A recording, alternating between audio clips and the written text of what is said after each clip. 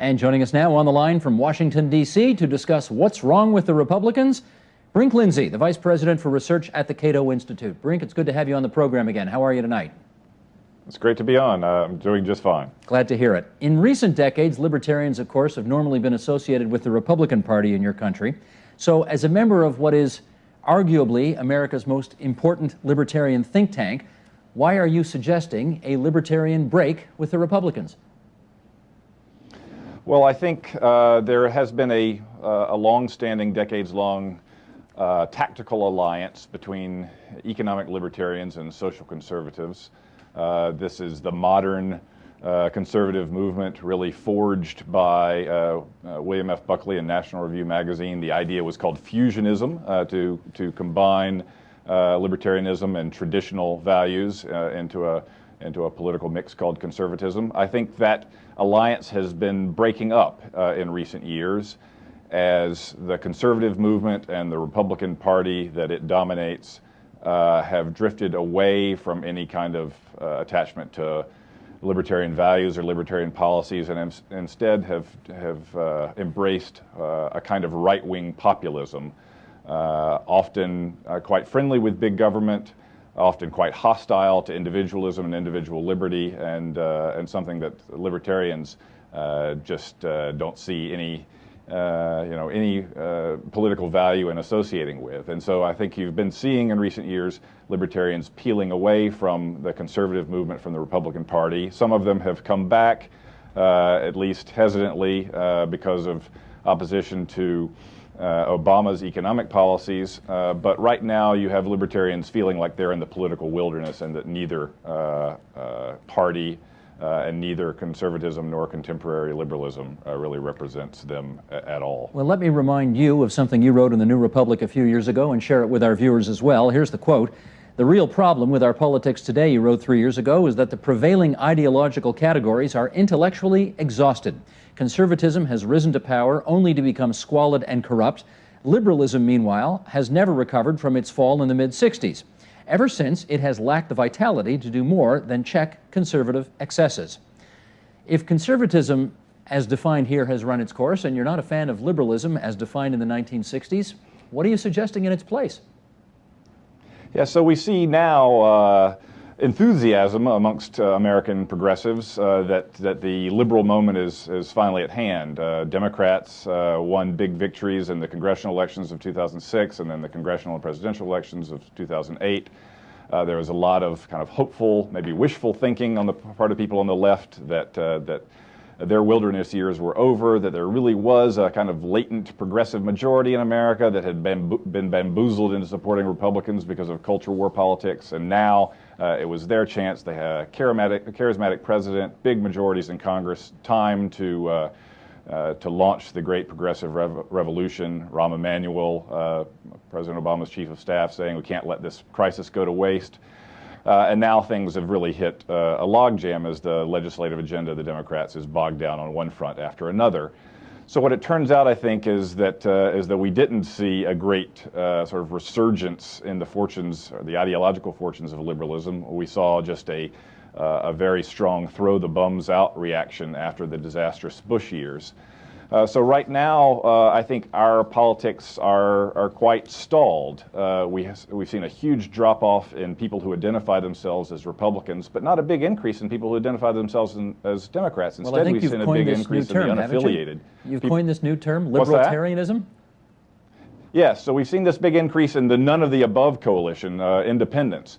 What I have proposed in that New Republic article and subsequently is a marriage of, a fusion of, a synthesis of the best in free market libertarian thinking and in liberal thinking, basically to cater to that currently ignored constituency that calls itself economically conservative but socially liberal. Right now, that constituency is totally unrepresented in American politics today. Well, what's the common ground that you think that libertarians can find with liberals? Because it certainly doesn't sound on the face of it like there is much. Oh, there's a lot. It's just it's not front and center these days since we're talking a lot about economics right now. But on social issues, on issues of personal freedom, civil liberties, and on foreign affairs, libertarians look like liberals. They are for tolerance. They embrace social diversity. They oppose the kind of neoconservative military adventurism of the Bush years. And so during the Bush years, libertarians and liberals found themselves repeatedly on the same side of the fence in opposing Bush administration initiatives. Right now, though, we're in a period where first, liberals are quite satisfied with themselves, not looking to change their ways. They think they've got a mandate now, and they've got a sort of a pent-up list of initiatives that they've been wanting to try to do, and so they're doing those and not paying a lot of attention to libertarians. But over the longer term, I think that the deep common values that liberals and libertarians have should bring them together. Where they differ currently is on economic policies, how to advance those values through economic policies and through the kind of design of government programs. Those, I think, are ultimately technical, empirical issues that we ought to be able to sort out, and that our common values should bring us together against a kind of right-wing politics. I will come back to that in a second, but it's a couple of times that you've mentioned so far in our conversation that libertarians, and you in particular, had some real problems with the way George W. Bush ran the show in the White House. Give me a small checklist of what you thought the major grievances you had with the Bush White House were. Well, just generically, I think kind of full spectrum incompetence at executing pretty much everything they tried to do. But below that, from a libertarian perspective, it was really just sort of a nonstop horror show. You had domestic spending rising at the fastest rate since the Great Society years of Lyndon Johnson. You had a huge expansion of federal power over education with the No Child Left Behind Act. You had then, of course, aggressive wars bungled badly in Iraq. So you had extreme assertions of unchecked executive power and trampling over civil liberties in the name of fighting terrorism. So you had a whole bunch of things that had libertarians, pulling their hair out, and so if that's conservatism, then libertarians' long, uneasy alliance with conservatism really doesn't look like it has much of a future. Well, two things, Brink. And things have really only gotten worse in recent years. As Bush is no longer the face of conservatism, what is now? It's just overtly anti-intellectual populist demagogues like Rush Limbaugh and Glenn Beck on radio and television, and then the incomparable Sarah Palin. Again, the real strength and energy of the conservative movement these days doesn't have anything to do with small government or free markets. It has to do with catering to the cultural prejudices of non-college educated working class whites. It's really an identity politics for angry white people, and that has nothing to do with liberal values, whether they be classical liberal libertarian or modern contemporary liberal values. Okay, you mentioned the former governor of Alaska, and let me read something to you that was in USA Today last year. Republican consultant Ed Rollins said Sarah Palin has, quote, an open-ended future. She could run for re-election in 2 years, obviously she's not going to do that, or perhaps seek a seat, a Senate seat from Alaska before deciding whether to run for president in 2012. And I want to know from you what you think Sarah Palin running for president would mean for the future of the Republican Party. Well, it depends on how well she did. I assume that was written before her strange, bizarre, sudden decision to resign from the governorship of Alaska. Yes, it was. I think that has put a cloud over her political future more generally. A lot of people who were sort of on her bandwagon have rethought the matter after that experience. But nonetheless, she's a rock star in the conservative movement. She draws huge crowds. She's got a big following. I think if she did decide to run for president in 2012, that in a multi-candidate field she could make strong showings in primaries. It is conceivable she could win the nomination. If she won the nomination, she would I think, go down in a sort of a crash and burn electoral defeat along the lines of the Goldwater defeat in '64 or the McGovern defeat in '72. I think there's no chance in the world that she could get elected president. She could bring the Republican Party and the conservative movement, though, to sort of disastrous ruin. Do I assume then that you which may not be a bad thing. It may be exactly. that kind of catastrophic failure that then would lead conservatives to rethink the direction they've been heading.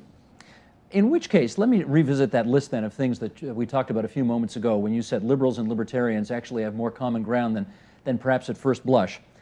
If you think about some of the big ticket issues today, the welfare state, tax policy, environmental policy, Social Security, I mean, I think you describe those as kind of technical issues, but those technical issues make up just, I mean, that's trillions of dollars of spending right there.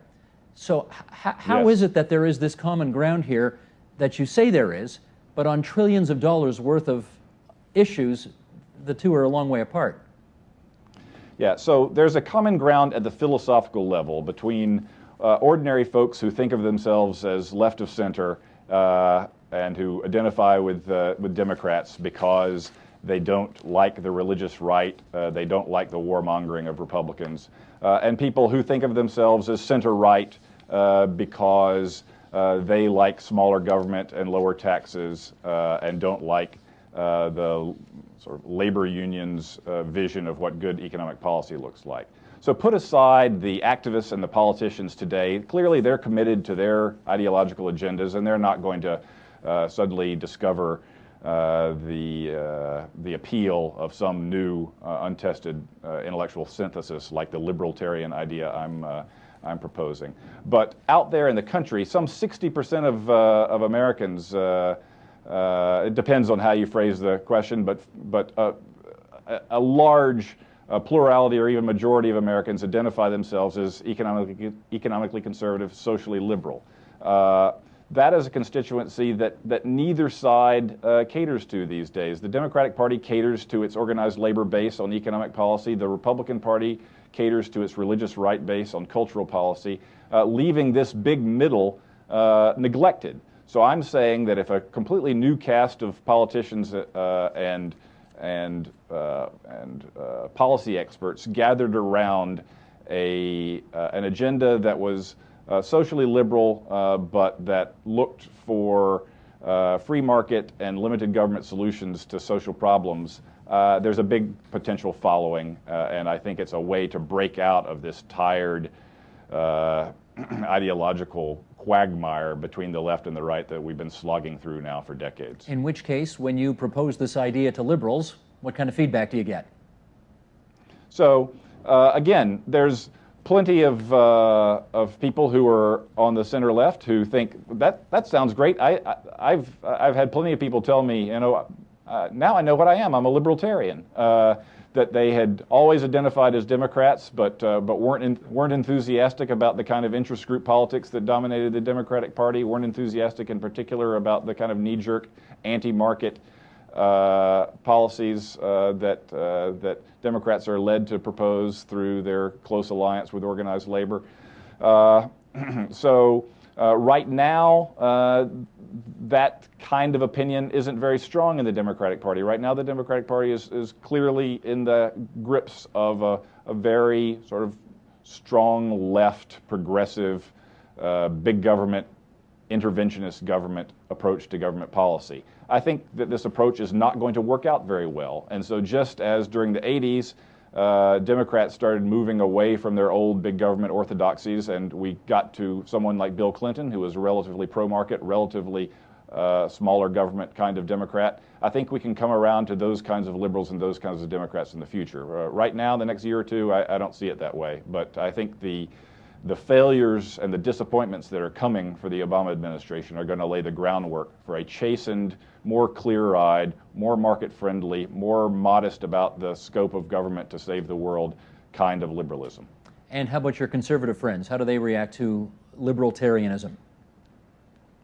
Oh, they think that libertarians belong with conservatives and that if there's anything they're sure about, it's that they don't like people on the left, and so the idea of anybody leaving their company to go associate with people on the left strikes them as abhorrent. But right now, I think the future of conservatism looks like it's going to get worse before it gets better. It really is in the grips of a kind of death spiral where it's suffered reverses and it's been too extreme on social issues. It's chased moderates away. That leaves only the hardcore left behind, so they get even sort of kookier and more irresponsible politicians, which leads to more electoral defeat and downward until you're left with just a tiny nub of really a marginal constituency. And that's right now. I think the conservative movement has a vision for the country that just can't get much more than 40% of the vote in a presidential election. So that's just, there's no future in that. But it's going to take, I'm afraid, several drubbings in a series of elections for alternatives to surface on the right, just as the left went through long miseries between the election of '68 and the election of 2008. So I'm afraid the Republicans and conservatives are in for a long period of setbacks. Well, let's explore what you see as the future of this libertarian movement that you're trying to accomplish here. If you believe the Democratic Party as a vehicle for a different set of philosophies is badly damaged for the reasons you've described, and the Republican Party perhaps is even in worse shape right now for the reasons you've described, are you potentially talking about a third party contesting elections going forward? Yeah, I don't think there's any real prospect for third-party politics in America. It's never been an easy proposition. We've always been a party of ins and outs. Just our electoral system guarantees that. Third parties, when they arise, make a splash for an election or two, and then their ideas get absorbed into a major party. And these days, with our campaign finance regulation laws, makes it extremely difficult for a third party to get off the ground because it can't attract the kind of big donors that could allow it to establish itself. So I think we're stuck with the Republicans and Democrats. I am interested in making alliance with liberals who are at home now in the Democratic Party. I'm interested in creating a kind of free market limited government wing within the House of Liberalism. And I see that as a long-term project. It's not one that's going to bear fruit right now. Right now we're talking about new ideas when, rather than about sort of practical electioneering. When Bill Buckley founded National Review in 1955. He did it at a time when the Republican Party was not in any way amenable to his kinds of ideas. He started creating this kind of new synthesis of libertarian economics and traditionalist social values. And over time, it attracted politicians and activists who would push that kind of agenda, and the conservative movement was born, and it ultimately took over the Republican Party. I think a similarly long haul is before anyone who wants to kind of fundamentally rethink our current ideological configuration. And I think a lot of people are very dissatisfied with our current ideological quagmire. People who identify as Republicans and Democrats, either one is going down. People who identify as conservative Republicans or liberal Democrats is going down. The none of the above coalition is getting larger and larger. That is creating an entrepreneurial opportunity for both intellectuals and activists and politicians to create a new kind of politics that caters to this excluded middle. Fair enough, but let me read you an excerpt from a few months ago in Reason magazine, written by Matt Welch, who says the following: "It is certainly no surprise that any party, let alone the Democrats, would want to use that fancy government once it held the awesome reins of power. Unified Republican governance this decade should disabuse even the most gullible from the notion that either of our two major parties is ever going to enact a small government agenda, especially during a perceived crisis. But already during Obama's first 100 days, we've seen how quickly liberals will turn against libertarians once they're no longer swinging at the same piñata." I mean, this does get, I appreciate the fact that having, I guess, given up on the Republican Party, you see a potential opportunity with the Democrats. But having said that, they're in. They won. They're in charge. why would Right. they even entertain any notion of changing up their game plan to include the kind of libertarianism that you're talking about here? Well, first, they could be more liberal about the things they say they're liberal about, which would make libertarians happy. President Obama has done virtually nothing to rethink the war on terror policies of the Bush administration. Continuity rather than change has been the name of the game thus far, and that's very disappointing to liberals and libertarians.